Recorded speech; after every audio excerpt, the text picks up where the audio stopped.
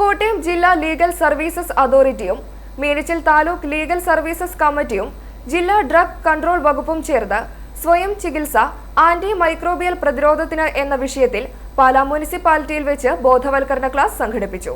പാലാ നഗരസഭ അധ്യക്ഷ ദിയ ബിനു പുളിക്കക്കണ്ടം പരിപാടി ഉദ്ഘാടനം ചെയ്തു. സുധാ ഷാജി PLB MDSC അധ്യക്ഷത വഹിച്ചു.